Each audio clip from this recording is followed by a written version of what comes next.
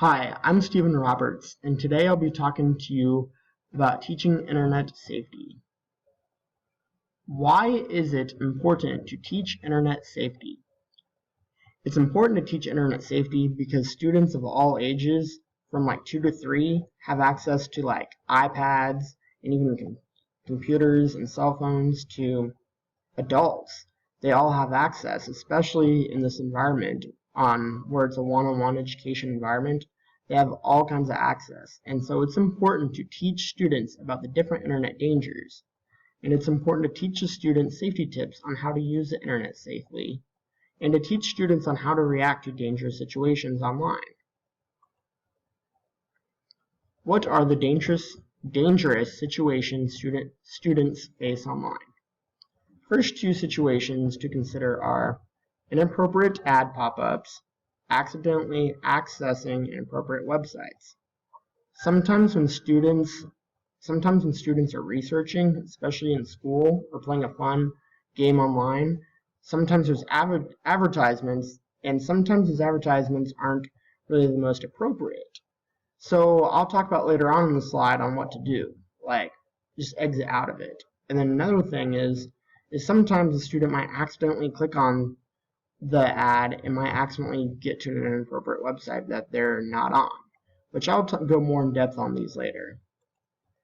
Some other dangerous situations are posting personal information online, talking to strangers online / meeting them, giving out personal information to strangers. The last three are cyberbullying, online shopping, and sexting. I'm not really going to go much into online shopping and sexting later on in this PowerPoint, so I'll do a little bit right now.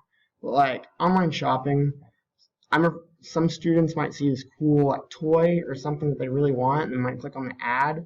Well, they might accidentally buy it on accident, and we really shouldn't let that happen. So we should try to inform students that they really should not be accessing those kinds of ads, and if they see them, just ignore them. And sexting, we really need to inform students in the middle school, high school age what sexting is, why they shouldn't do it, and show them what the dangerous effects are, such as humiliation, bullying. Even though it's shared between one person, you never know if a couple breaks up, that other spouse or significant other, not spouse, but significant other could share it and cause a lot of humiliation and bullying. So we should tell them why that they should not do that. The next several slides, or few slides, I'll be going in more in depth about each of those dangerous situations and how we need to explain and teach our students how to react to those situations. Some advice teachers can give to students for when inappropriate ads occurs are: tell students not to be afraid of the ads.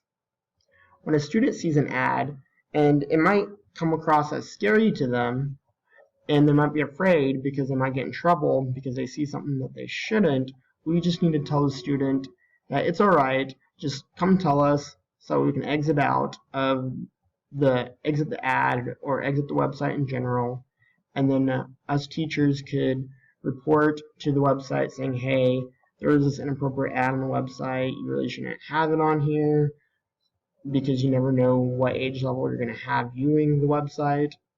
Then we need to explain to students to exit the ad or website immediately. And then we need to report the incident to a teacher ASAP. The next one is informing students how to respond to an online stranger. Teachers need to teach students not to add unknown people on social media. This is very important because you never know what a person's like if you don't know them, and you just know them from online. They could be a predator posing as a teenager or a young elementary student. And we need to tell our students that if you don't know them, you never met them, you should not add them. And tell them the dangerous situations, what could happen if you talk to a person you don't know online.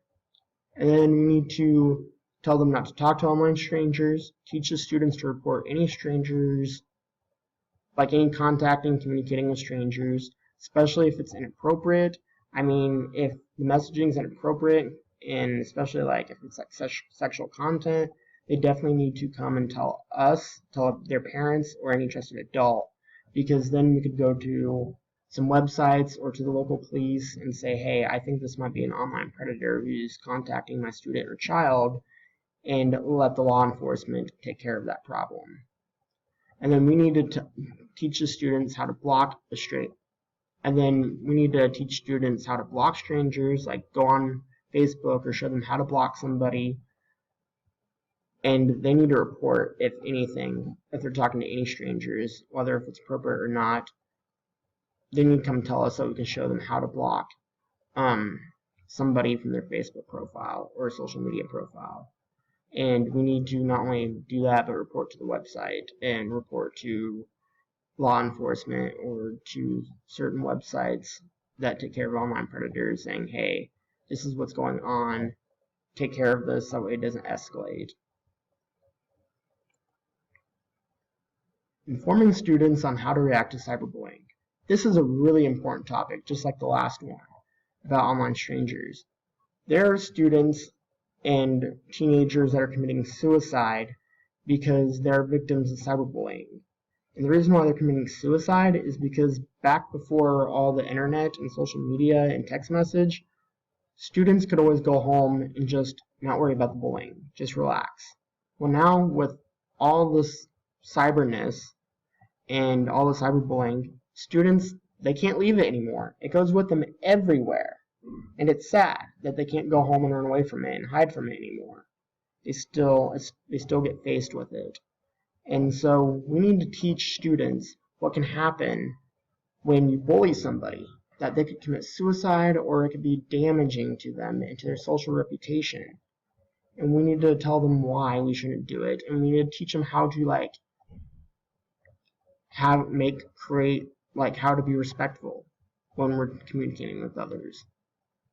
And then we need to teach people on why you shouldn't be a bully, but then also the next important point is we need to teach students how not to be a bystander and to report all cyberbullying which they observe online. And yeah, because there's a lot of bystanders that see a lot of posts, or they're with friends and they see friends sending something mean through text message. We need to teach them how to stand up and say, hey, you need to not do that. That's not really nice or respectful, and it could really hurt that person's feelings. And just say, how would you like it if somebody did it to you, kind of situation. And then I forgot to explain the first topic or read it. It's explained to the students that if they see a negative post about themselves, not to respond back to it and to report it. If a victim responds back and says something mean, even back to like a Facebook post or a text message, it's just going to ignite. It's like fire. The problem's going to ignite like fire. And then you're going to get two people bullying each other. You're going to get two victims, and it's not going to be a very pretty sight. And you might even get more friends in on it, and they might become bullies, and it's not going to be a good situation. We need to tell the students that if something negative like that's going on, they need to simply ignore it and tell their parents or tell a teacher, tell a trusted adult, and we can go to that student, an educator, or a parent, and we can tell them, hey, do not do this, it's not right, it's not very nice, but then also get involved and do some like discipline action towards the bully before it becomes a big problem. Ideas on how to teach internet safety. These are just some lists. Teach students to role-play / act out online scenarios, Googling themselves, show educational videos on cyberbullying and online stranger danger, read articles about victims who got hurt from meeting an online predator. Teaching internet safety by role-playing. This one teacher had a really good idea, and she had students act out scenarios and role-playing, and she said it helped engage them to kind of learn about the problem and the solution, especially with the younger ones. Two examples of it is one student could act like they're online, and another student could act like a predator. And then they could like act out the scenario to kind of introduce the problem of it, but then you can act out the solution. such as another student going to the role-playing teacher and reporting it, and then law enforcement, of course, arresting the person who they're talking to. And the other one is students could act out a situation being cyberbullying. You could pretend to have a group of students role-playing, texting to somebody, "I hate you," or "you're a fat pig," and they could basically, and then somebody, the bullet, and then the other person who's acting as a victim could go report it to a teacher, and then all those bullies get in trouble. So it's a great way to introduce a problem, and then you can act out the solution. So it also teaches the solution as well. Teaching students how to Google themselves. This one teacher had a great idea and had her students Google a image of themselves or their friends and showed them how easy it is to create a fake profile.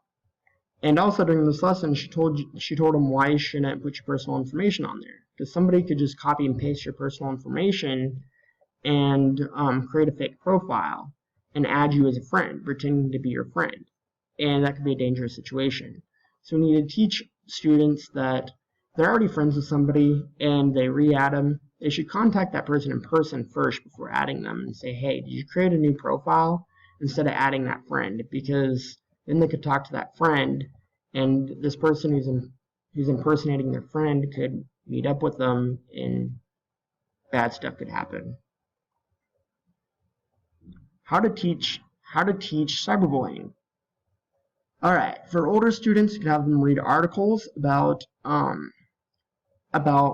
people who've killed themselves or committed suicide because of cyberbullying. You could create some visuals and post to show them what cyberbullying looks like. Like you could pretend to have pictures of text messages saying "I hate you" or a negative post that was posted about somebody on Facebook. Just like create pictures of that, or like find pictures online. Teaching students how to create respectful messages. We should teach them saying, "Hey, like if somebody, sometimes we need to like tell them how to type up a message to where you don't come off as mean or negative or anything like that." Use educational videos and resources on cyberbullying. I listed one right here, the link for that teaches how to talk respectfully for younger kids. And then I have this one over here for older students about what happens on the victim side of it when people cyberbully. How to teach about stranger danger. Reading articles to victims who met an online predator and discuss about how they got hurt, abused, or molested, or kidnapped. And then you can watch videos on stranger danger. And below I posted a link about a video that's aged for like kindergarten through 2nd or 3rd grade about this kid who can, and it's very age appropriate, who basically he can do all this fun stuff online and visit virtually anywhere, but then he only talks to people he knows, like his grandma and stuff like that, and he doesn't talk to strangers.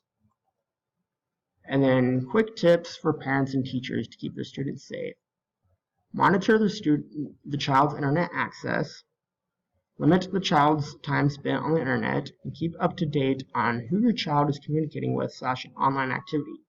And by doing that, you can communicate with your student and be like, "Hey, what's up? What are you up to?" And just randomly checking in, saying, "Hey, what are you doing online?" just to see what's going on. And asking them, "Hey, is conversations appropriate?"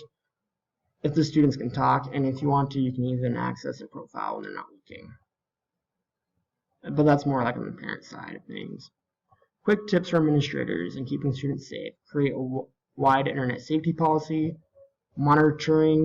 Creating a monitoring system so these teachers can like be online when the students are online and can see where they're at all times when they're online to make sure they're not where they shouldn't be. And then having students and teachers sign a internet safety pledge saying that they will keep safe online and they will not do risky behaviors or do anything that they shouldn't be doing. And then discipline students who uses the internet, such as cyberbullying or being somewhere that they shouldn't be online, stuff like that. The end. And thank you for watching.